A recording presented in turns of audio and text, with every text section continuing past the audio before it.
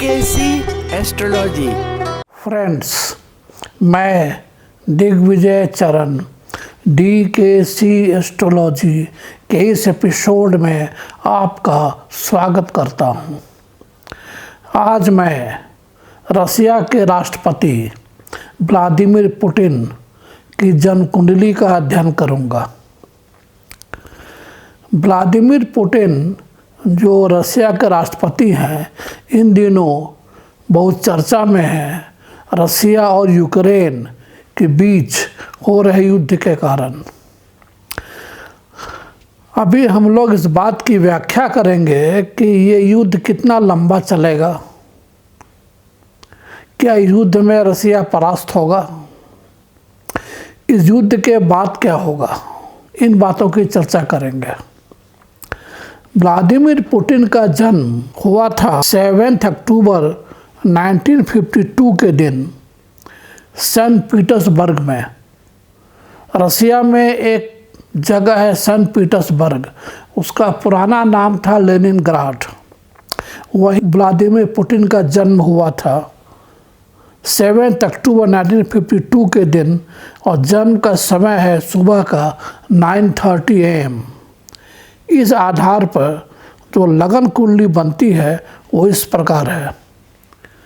पहले ही घर में 7 लिखा, अर्थात ये तुला लगन की कुंडली है। और शुक्र पहले घर में ही बैठा, अर्थात शुक्र स्वराशि का है। बृहस्पति 7th हाउस में बैठा, उसकी 7वीं दृष्टि पहले घर पर है, अर्थात शुक्र पे है। अगर पहले ही घर में शुक्र पर बृहस्पति की दृष्टि पड़ जाए तो ये राजयोग का निर्माण करता है। मंगल बैठा तीसरे घर में, जो साहस पुरुषार्थ देता है। सबसे महत्वपूर्ण बात यह है कि चंद्रमा जो मन का कारक है और चंद्रमा यहाँ 10th हाउस का मालिक है, कर्म का मालिक है। और चंद्रमा जाकर बैठा 8वें घर में। 8वां घर रहस्य का घर है। 8वां घर गुप्त विद्याओं का घर है। जिस भी व्यक्ति का चंद्रमा 8वें घर में होगा वह सुनेगा ज़्यादा और बोलेगा कम।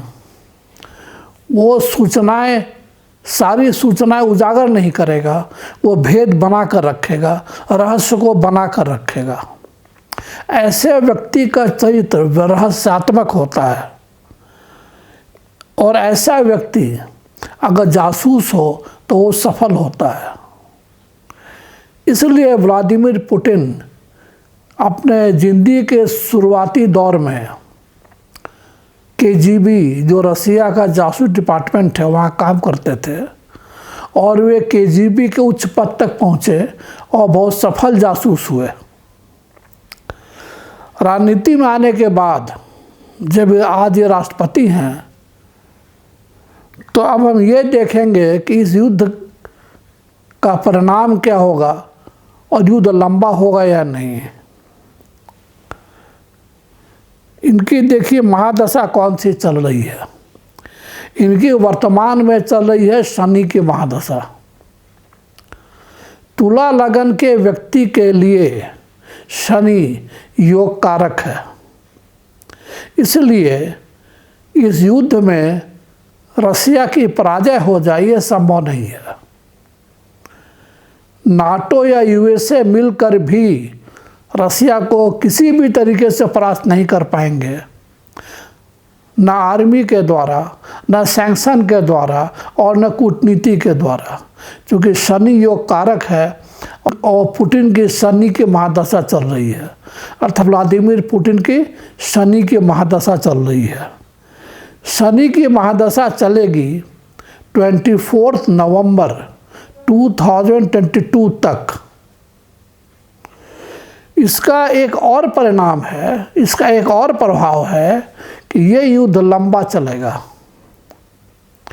रसिया किसी न किसी युद्ध में उलझता रहेगा, यूक्रेन के साथ हो या किसी और देश के साथ हो।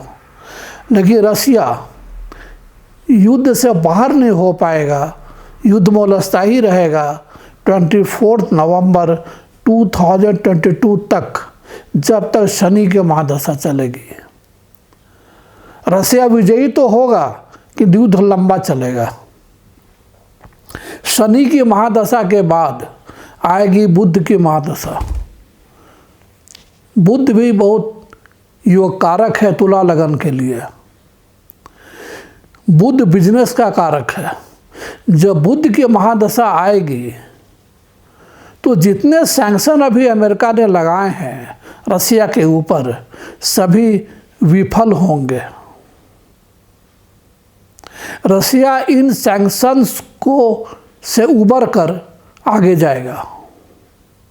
रसिया इन सैंक्शंस को नकारते हुए आगे बढ़ेगा, आर्थिक रूप से विकसित होगा, आर्थिक सफलता पाएगा।